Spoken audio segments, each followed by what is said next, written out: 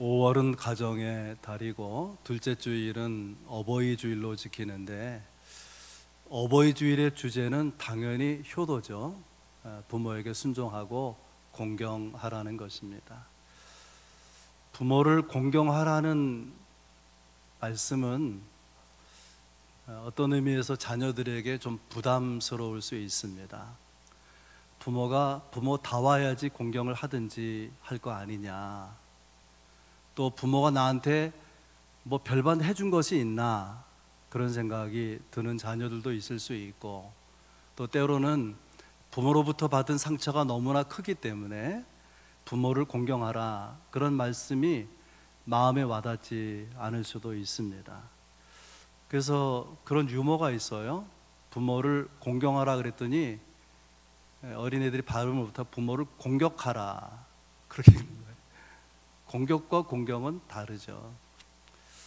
어떤 목사님이 부모를 공경하라는 이 말씀을 대할 때에 우리는 두 가지 질문을 던져야 된다라고 말하는데, 제가 크게 공감이 됐습니다. 첫 번째 질문은, 왜 성경에 부모를 공경하라는 계명은 있는데 자녀를 사랑하라는, 자식을 사랑하라는 계명은 없을까?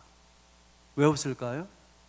굳이 계명으로 자녀를 사랑하라 그러지 않아도 어렵지 않은 일이기 때문에. 그러나 부모를 공경하는 것은 그냥 이루어지지 않는단 말이죠. 어려운 일이라고 말이죠. 두 번째 질문은, 성경에 특별히 십계명에 왜 부모를 사랑하라 라고 말하지 않고 부모를 공경하라고 했을까? 우리 현실을 생각하면 금방 이해할 수 있습니다. 부모이기 때문에 부모에게 잘해드리기 원하고 부모를 잘 섬기기 원하는데, 그게 사랑으로 이루어지지 않는 경우가 있어서 이렇게 어버이 주일 때 좀 죄송하다, 그런 마음을 가지기 쉽거든요. 여러분, 그래서 성경은 부모를 사랑하라 말하지 않고 부모를 공경하라고 하는 거예요. 부모는 사랑의 대상이 아니라 공경의 대상입니다. 신학교 교수님 한 분이 본인도 부모에게 받은 상처가 있어서 이 말씀, 부모 공경 효도에 대한 말씀을 지나가고 싶었는데, 특별히 구약 성경에서 부모에 대한 말씀들, 십계명의 하나의 말씀들을 읽다가 발견하고 흥미로운 이야기를 합니다. 내 부모를 공경하라 라고 하는, 부모를 공경해야 되는 1차적 대상은 10대, 20대 어린 자녀가 아니라는 거예요. 십계명 마지막 계명에 보면 그 힌트가 나오는데요. 출애굽기 20장 17절 말씀입니다. 내 이웃의 집을 탐내지 말라. 내 이웃의 아내나 그의 남종이나 그의 여종이나 그의 소나 그의 나귀나 무릇 내 이웃의 소유를 탐내지 말라. 이 마지막 계명을 설명하는 부분에 보면 아내가 있고 남종이 있고 여종이 있고 그 집의 소유로 가지고 있는 소나 나귀, 가축이 있는데, 이런 정도를 소유하려면, 또 아내가 있으려면 최소한 30대 나이는 돼야 된다는 거죠. 그래서 적어도 아마 40대, 50대의 중년 자녀를 대상으로 내 부모를 공경하라 말한 것 같다, 그렇게 해석을 했습니다. 40대, 50대 연령은 어떤 나이일까요? 이제는 가정에서 힘이 있는 실세죠. 가정이 실세가 된 중년의 자녀들에게 연로해진 노인이 된 부모를 공경하라, 그렇게 주신 계명이라고 하는 거예요. 40, 50대의 삶을 여러분 생각해 보세요. 먹고 사는 것이 벅차죠. 또 자녀에 대해서 들어가는 비용이 얼마나 많이 듭니까? 그런데 부모를 공경하면서 거기에 들어가는 돈, 이렇게 생각하면 부모 공경이 녹록지 않은 것이죠. 우리나라에서 65세 이상을 노인으로 이렇게 분류하는데, 65세 이상 노인 나이가 된 부모 중에 50% 이상이 자녀로부터 경제적인 지원을 못 받고 산다고 합니다. 그러니까 우리 교인들 중에도 65세 이상의 어른들 중에 절반 이상은 자녀들이 정기적으로 용돈을 안 드릴 가능성이 있는 거죠. 그런가 하면 노인이 된 부모를 학대하는데, 노인을 학대하는 것을 연구해 보니까 1위가 아들이고요, 2위가 딸이 아니라 아내입니다. 그리고 잘못하면 아내한테 맞을 수가 있어요. 노년에 웃으라고 한 말씀인데. 그리고 이제 뭐 3위, 4위가 쭉 이렇게 이어지게 되는데요. 부모를 학대하는 1위가 아들인데, 아들의 연령을 놓고 쭉 구분해 보니까 40, 50대 연령이 부모 학대의 비율이 제일 높은 거예요. 위험한 나이. 가정의 실권을 장악하고 있는 40, 50대 중년의 나이에 부모 학대, 부모 구타가 있을 수 있다, 그런 이야기입니다. 우선 여기서 우리가 생각해 볼 것이 있는데, 모든 노인은 얼마 전까지는 멋있는 중년이었고요, 그보다 훨씬 전에는 꿈 많고 또 생명력 넘치는 생기발랄한 청년이었다고 하는 것입니다. 그런데 어느덧 세월이 흘러서 노인이 되면서 잦은 병치레를 하고 분위기 파악하지 못하고 삐지기도 잘하고, 이게 노인의 모습인데, 이것이 생각해 보면 이런 모습은 다른 누군가가 아니라 미래의 내 모습일 수 있다고 하는 거죠. 노인의 문제는 나의 문제로 다가온다고 하는 거예요. 그리고 내 부모를 공경하라, 이것은 확장시켜서 생각해 보면 부모 연배에 있는 그보다 혹시 나이가 많은 어른들을 우리가 어떻게 대할 것인가, 거기에 대한 교훈이기도 한 것이죠. 그래서 오늘 어버이 주일에 부모 공경을 주제로 생각하면서 왜 공경하라고 하는 것이냐, 두 번째는 어떻게 공경할 것이냐, 세 번째 그래서 주어지는 결과가 무엇인가 함께 나누면서 우리가 깨달음과 또 은혜가 있기를 바랍니다. 첫 번째 말씀, 왜 부모를 공경하라고 하시는가? 하나님의 명령이라는 거예요. 종교개혁자 마틴 루터가 하나님 앞에 기도를 드릴 때에 하나님 아버지라고 부르는 것이 굉장히 힘들었다 그래요. 왜냐하면 어릴 때 아버지에게 학대를 받았으니까, 아버지에게 매질을 당하기 때문에 하나님 아버지 그러면 육신의 아버지, 자기를 때리던 그 무서운 아버지가 생각나서 하나님을 아버지라 부르기가 힘들었다, 그런 고백이 있습니다. 그런 모습을 생각할 때 부모를 공경하라고 할 때에 부모 공경은요, 자격의 문제가 아님을 생각해야 돼요. 공경할 만한 그런 부모가 자격을 갖추고 있나, 그런 자격이 없는 부모인가, 그런 문제가 아니라는 거예요. 부모 공경은 하나님의 명령입니다. 해도 되고 안 해도 되는 옵션이 아니라는 거예요. 명령이기 때문에 이것을 이해시켜서 공경하는 게 아니고 설득할 필요가 있는 것이 아니라는 거예요. 하나님의 명령이니까 하나님의 백성으로서는 일단 순종해야 되는 것이죠. 그래야 하나님의 자녀다운 하나님의 백성이 되는 것입니다. 그리고 이 부모를 공경하라는 것은 10가지 십계명 가운데 5번째 계명인데, 앞에 4계명은 하나님에 대한 계명이고 5번째부터는 사람을 대해서 주시는 계명이, 그 첫 번째가 부모 공경의 계명이고, 그리고 오늘 본문 2절이 이렇게 설명합니다.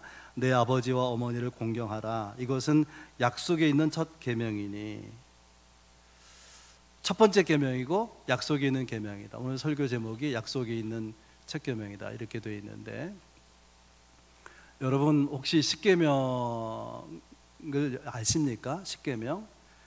십계명은요 10가지로 이루어져 있는데, 그 계명을 어기면 보다 큰 죄가 되는 큰 죄부터 나열해서 첫 번째, 두 번째 쭉 10계명까지 있다는 거예요.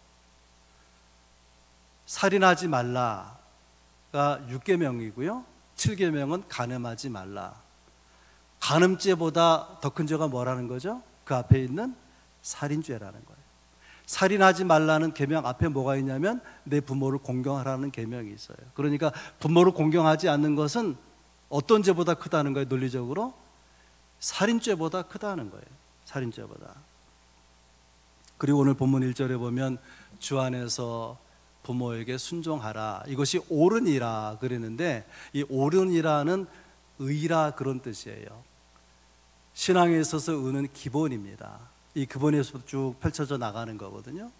그러니까 부모 공경은 선도 아니고 덕도 아니고 공로도 아니고 기본이라는 거예요. 자녀라면 기본으로 부모를 공경해야 된다.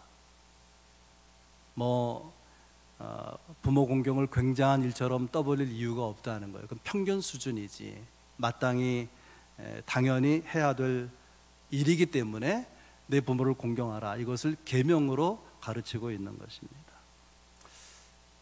두 번째 이유는 부모가 생명의 근원이기 때문에, 물론 신앙적으로 생각할 때에 우리의 생명은 하나님께로부터 온 것인데, 땅에서는 부모의 몸을 통해서 부모가 낳아주어서 우리가 존재하는 것이기 때문에 부모가 생명의 출발점이다, 그렇게 볼 수 있습니다.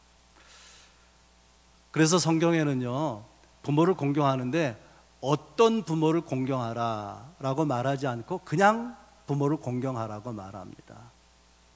왜냐하면 그가 나를 낳아주어서 내가 존재하기 때문에, 그가 나를 낳아준 그 이유 한 가지만으로도 충분히 부모를 공경할 이유가 있다.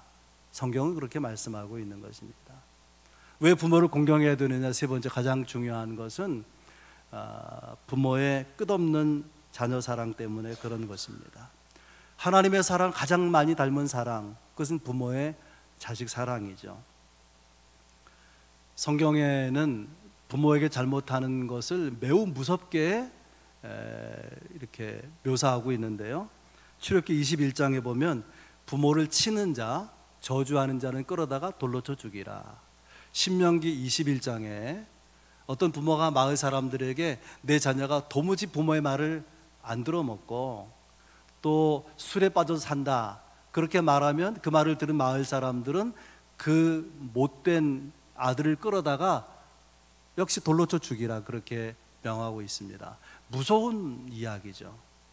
그런데 이 무서운 형벌이 실제로 시행된 적이 한 번도 없다는 거예요. 어떤 부모도 그 자녀를 두고 사람들에게 내 자식이 내 말을 안 듣고 술독에 빠져 산다, 그러니 끌어다 돌로 쳐 죽여, 그렇게 말하는 부모가 한 사람도 없다는 거예요. 자녀는 부모를 버려도 부모는 자녀를 버리지 않습니다. 이것이 부모의 자식 사랑이고 또 부모인 것이죠. 얼마 전에 소천한 이어령 교수, 한국의 대표적 지성 아닙니까? 이어령 교수가 80초 생각 나누기라는 짧은 이야기를 소개하는 가운데 아버지와 손을 잡을 때라는 글이 있습니다. 치매기가 있는 백발 노인이 창밖을 내다보다가 아들에게 물었습니다. 얘야, 저 새가 무슨 새냐? 까치요. 아버지는 고개를 끄덕이시더니 조금 있다가 다시 물었습니다. 얘야, 저 새가 무슨 새냐? 까치라니까요. 아버지는 창밖을 바라보시더니 또 같은 말을 하십니다. 얘야, 저 새가 무슨 새라고? 아니, 몇 번을 말해야 알아듣겠어요. 까치라니까요. 까치예요. 그때 옆에서 듣던 어머니가 한숨을 쉬고 말합니다. 아범아, 너는 어렸을 때 저게 무슨 새냐고 100번도 더 물었다. 그때마다 내 아버지는 까칠한다, 까칠한다 몇 번이고 대답하시면서 말하는 내가 귀여워서 머리를 쓰다듬어 주셨지. 그래서 네가 말을 배울 수 있었던 것이란다. 여러분, 이 이야기에서 무엇이 느껴집니까? 자녀들이 잊고 있는 부모의 마음, 사랑의 마음 아니겠습니까? 예수님께서 세상 떠나기 전에 요한복음 13장에서 자기 사람들을, 자기 제자들을 끝까지 사랑하셨다, 요한복음 13장에 나와요. 부모의 사랑이 그런 것입니다. 끝까지 사랑하는, 끝까지. 그러므로 부모를 공경해야 된다라고 하는 것입니다. 그렇다면 어떻게 공경할 것인가? 두 번째 이야기인데 어떻게 공경할 것인가? 우선 그 방법을 말씀드리기 전에 여러분 부모가요 자녀에게 바람이 있다면 건강하길 바라는 거예요. 건강하지 못하면 불효입니다. 또 자녀는 부모 앞에서 한숨 쉬는 게 아니라고 옛날 어른들이 가르쳤어요. 어리석은 자녀는 자기 삶이 힘들면 쫓아가서 부모에게 나 이렇게 힘들어 저렇게 힘들어 이렇게 말한다. 그럼 밤에 부모가 잠을 못 자는 거예요.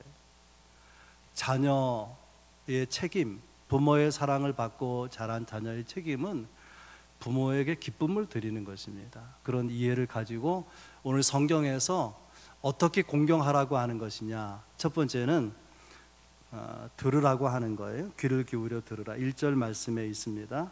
자녀들아 주 안에서 너희 부모에게 순종하라. 이 순종하라는 원어가 귀를 기울여 듣는다, 그런 의미가 있어요. 부모가 자녀에 가장 많이 하는 말이 뭘까요? 부모 말 좀 들어, 엄마 말 좀 들어. 왜 그런 말을 할까요? 부모의 말에는 자녀를 보호하는 사랑이 안에 들어있는 것이죠. 부모 공경은 부모의 말을 기울여 듣는 것으로부터 시작이 됩니다. 아무리 자식이 잘나고 똑똑하고 세상적으로 힘이 있어도 부모의 말을 귀를 기울여 듣지 않는다면 결코 부모 공경이 못 될 것입니다. 부모의 말을 귀를 기울여 들어야 되는 현실적인 더 중요한 이유가 있어요. 그게 뭐냐면은 늙으면 늙을수록 누군가 말하고 싶은데 말할 대상이 없다는 거예요. 노인의 고통이 세 가지가 있다 그러지 않습니까? 가난이 고통스럽고요. 또 하나는 질병, 나이가 들면 계속 여기저기 아프게 되는 거예요. 그 병이 고통스럽고, 또 한 가지는 고독, 외로움의 고통이 있다는 거예요. 저도 지난 월요일 날 그 형님 부부하고 저희 부부하고 아버지 모시고 식사하고 하루 같이 시간을 보내는데요, 이런 얘기가 그 마음에 꽂혀 있어요. 뭐냐면은 너희들이 다 잘해줘서 너무나 고마운데, 또 나도 나이 들어서 참 많이 건강해서 감사한데 외로워 죽겠다 그러는 거예요. 자녀가 어떻게 해드릴 수가 없잖아요. 어떻게 하면 좋을까 그런 생각을 하면서 집으로 돌아왔습니다. 낮은 울타리라고 하는 잡지에 실린 글입니다.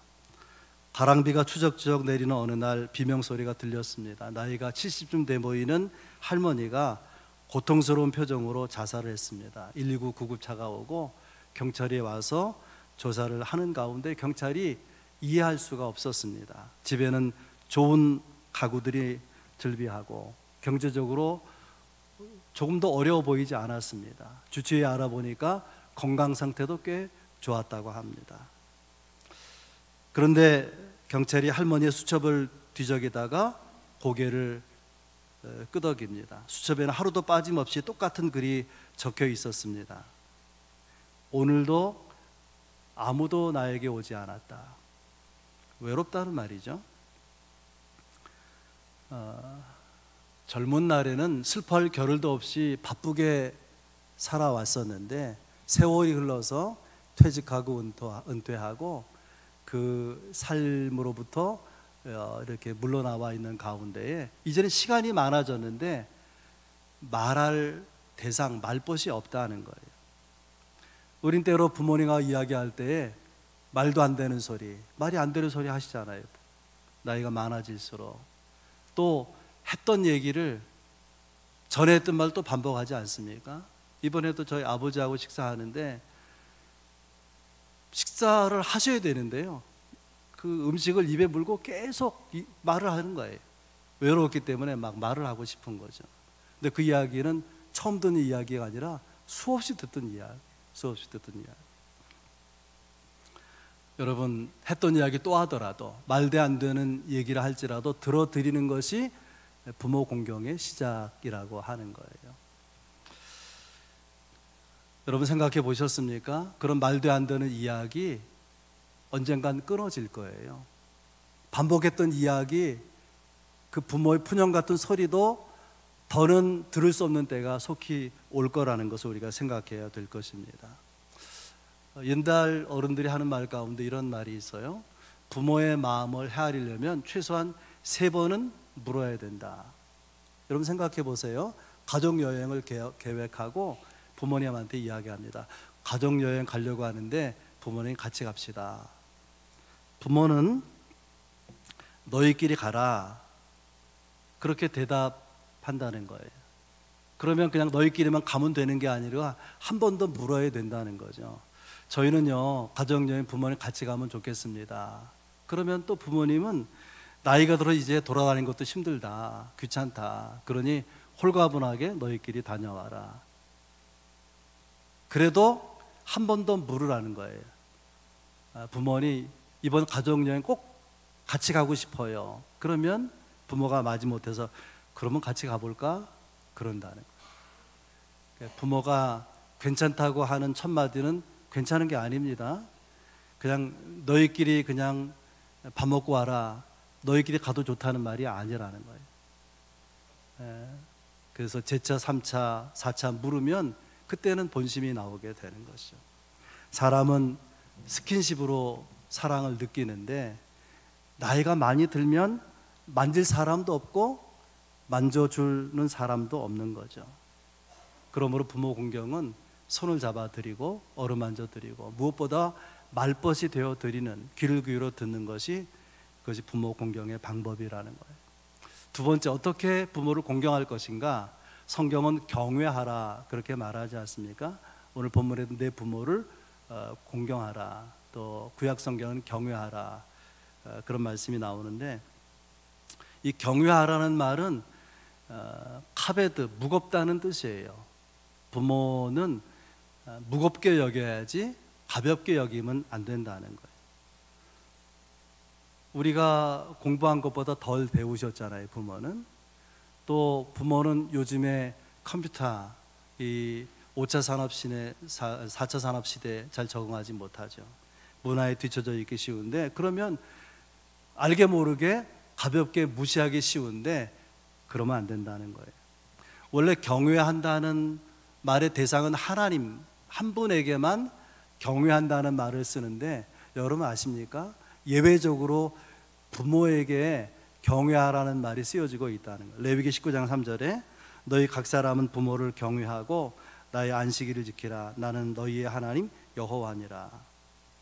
예외적으로 부모에게만 경외하라는 말이 쓰여지고요, 오늘 본문에 내 부모를 공경하라는 말도 원문은 티마라고 하는 단어, 어떤 뜻이 있는가 하면 이 티마는 높여서 사랑한다, 그런 뜻이 있어요. 부모를 공경하는 것은 부모의 크심을 인정하고 높이는 우러르는 마음으로 대하는, 이것이 공경이라고 하는 거예요. 부모의 지혜를 인정하고 경험을 존중하고 그 인격을 받아들여서 높여서 사랑하는 태도, 이것이 공경이라고 하는 것입니다. 용돈 얼마 드렸다고 해서 공경이 아니라는 거예요. 가끔 식사 대접한다고 부모 공경을 제대로 하는 것이 아니라고 하는 것입니다. 여러분의 부모를 높여서 우러르는 마음으로 섬길 수 있기를 바랍니다. 어떻게 부모를 공경할 것인가? 세 번째는 주 안에서 순종하라. 1절에 나오죠. 자녀들아 주 안에서 너희 부모에게 순종하라, 이것이 옳으니라. 주 안에서 순종하라. 저도 수없이 설교했어요. 주 안에 순종하라. 이 말의 의미는 부모를 공경하고 순종하는 것이 신앙 안에서 이루어져야 된다는 거예요. 신앙 안에서. 가령 교회 가지 마라, 그것도 순종해야 되느냐? 그렇지 않다는 거죠. 너 예수 믿지 말아라, 그것도 순종할 수 있느냐? 그래서는 안 되는 거죠. 그래서 하나님을 믿는 믿음의 범주 안에서 부모에게 순종하라는 의미가 있지만, 이 주 안에서 부모에게 순종하라는 걸 적극적으로 적용하면 어떤 의미가 되는가 하면은, 너희가 주 안에 있기 때문에 더욱 부모에게 순종해야 된다. 다시 말하면 하나님을 믿느냐, 예수 믿는 그리스도인이냐, 그러면 안 믿는 사람보다 부모에게 더 순종하고 더 공경해야 된다, 그런 말씀이라고 하는 것입니다.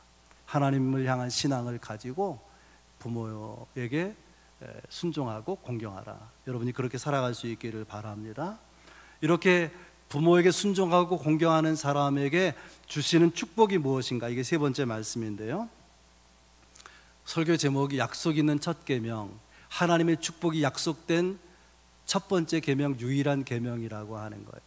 여러분, 십계명을 출애굽기 20장에 찾아보면은 살인하지 말라, 네가 살인하지 않으면 너는 땅에서 오래 살리라, 그런 축복이 없어요. 간음하지 말라, 그러면 네가 땅에서 잘 될 것이라, 그런 축복의 말씀이 없습니다. 땅에서 너의 날이 장구하리라, 이런 축복의 약속은 오직 부모 공경에만 주어진 계명이고, 오늘 본문 3절에도 보면 이로써 내가 잘되고 땅에서 장수하리라. 사도 바울이 이 부모 공경 순종에 대해서 말하면서 출애굽기 십계명에 없는 것을 하나 덧붙였어요. 잘되고, 요즘 말로 웰빙, 몸도 건강하고 마음도 평안하고 삶도 잘 풀리고 모든 것 다 아름답게 이루어지는 웰빙의 삶, 그것을 부모 공경의 자녀에게 주신다고 하는 것입니다. 여러분에게 질문하고 싶어요. 여러분 마음속으로 대답해 보시기 바랍니다. 부모를 공경하면 땅에서 잘되고 장수하게 하겠다는 이 복을 하나님은 누구에게 주시는 것입니까? 그 대상이 부모입니까? 자녀입니까? 자녀죠, 당연히. 그런데 우리는 그렇게 생각 안 하고 부모 공경을 부담스러워하는 거예요. 부모 공경하는 과정에 지갑을 열어야 되잖아요. 내 돈을 써야 되잖아요.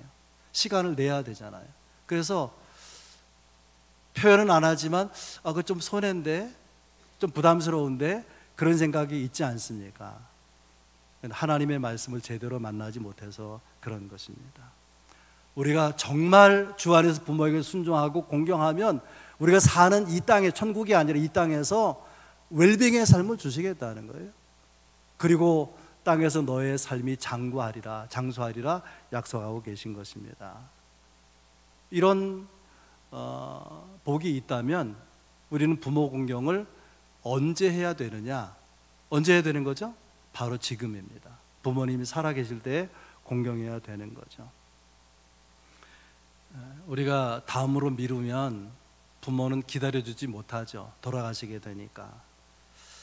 그래서 우리가 만약에 어떤 상황 가운데 형제들 중에 부모를 모셔야 될 때라면 지금 모셔야 되는 거예요. 부모에게 순종해야 된다, 지금 순종해야 되는 것입니다.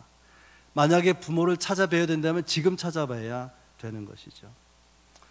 네, 우리나라 사람들은요, 서양 사람들과 다르게 살아계실 때는 불효하는 자녀들이 많아요. 그런데 불효하다가 부모가 돌아가시면 그때 효도하겠다고 난리를 피우는 거예요. 그래서 뭐 제사 드리는데 오느니 안 오느니 어떻게 하느니 얼마나 이야기가 많습니까? 여러분, 제사상 차려주면 돌아가신 부모가 한 술이라도 뜰 수가 있습니까? 살아계실 때 효도를 다해야 되는 것이죠. 내 부모를 공경하라, 그럼 땅에서 잘되고 장수하리라, 이 말씀을요 좀 더 깊이 생각할 필요가 있어요. 부모에게 순종하고 공경하면 두 가지 축복이 약속되어 있지 않습니까? 하나는 땅에서 잘되고 또 하나는 장수하리라. 여러분, 이 복을, 이 좋은 복을 우리 자녀들이 받게 하려면 자녀는 어떻게 될까요? 부모에게 효도해야 되는 거죠. 자녀가 부모에게 효도하기 어려워요. 그러니까 자연스럽게 우리 자녀들이 부모에게 효도를 다하는, 순종하고 공경하는 삶을 살게 하려면 좋은 부모가 되어야 돼요. 우러나는 마음으로 순종이 나오고, 자녀가 우러나는 마음으로 부모를 공경하고, 우러나오는 마음으로 효도할 수 있도록 부모의 책임이 있다. 좋은 부모로 서야 될 책임이 있다는 것입니다. 여러분, 우리는 부모 앞에서는 자녀고요, 자녀 앞에서는 부모입니다. 내가 부모를 공경하면 자녀들이 보고 배울 거예요. 그래서 그 자녀들이 부모를 공경하면 이 약속된 잘되고 땅에서 장수하는 복을 누리게 될 것입니다. 이야기 하나를 하고 말씀만 마치겠는데요, 유명한 설교자 가운데 프레드릭 뷰크너라고 하는 분이 이 부모 공경과 가정과 더불어서 유익한 이야기를 하나 있습니다. 가정은 가정에서 일어나는 모든 일들에 의해서 끊임없이 영향을 받는다.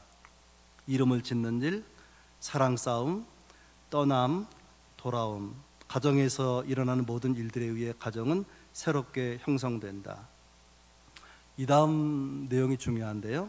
가정은 마치 가느다란 실로 짜여진 거미줄과 같아서 아주 자그마한 것을 가지고도 흔들리거나 산산조각으로 부서질 수 있다. 그러나 가정의 거미줄은 때에 따라서는 어느 것 못지않게 강한 줄일 수도 있다. 가정 안에 가족들이 있죠. 가족은 버릴 수 없는 존재입니다. 함께 살면서 힘들 수도 있지만은 없으면 더 힘들어지는 존재, 그것이 가족인 것이죠. 이런 가족들이 서로를 사랑으로 대하고 섬기면 또 내 존재는 부모로부터 부모가 낳아주어서 내가 세상에 살아가는 것으로 여겨서 부모에게 순종하고 공경한다면 그런 가정의 거미줄은 쉽게 흔들리고 부서지는 거미줄이 아니라 세상에 어떤 것보다 강한 그런 거미줄, 강한 결속력 있는 가정이 될 것이라고 하는 것입니다. 이어령 교수의 글을 소개했었는데요.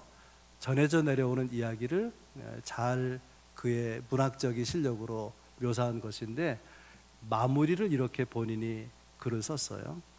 이제는 우리가 아버지의 손을 잡아드릴 때입니다. 지금 힘없이 떨리는 저 손이 내가 처음 발을 딛고 일어설 때 잡아주던 손이고, 내가 넘어져 울 때 나를 일으켜 세우던 손이고, 코를 흘릴 때 훔쳐주시고 눈물을 흘릴 때 닦아주셨던 손이다. 이제는 가랑잎처럼 야유어진 손 꼭 잡아드리십시오. 언젠가 날 잡아주셨던 그 아버지의 손을. 여러분, 우리가 부모를 공경하면 그 모습을 보고 배워서 부모를 공경하게 되는 자녀들의 삶은 하나님의 약속을 누려서 땅에서 잘되고 장수하는 삶을 살아가게 될 것입니다. 그런 삶이 여러분에게도 경험이 되고 자녀들의 세대에도 경험이 되고 그 가문에도 경험이 될 수 있기를 주의 이름으로 축복합니다.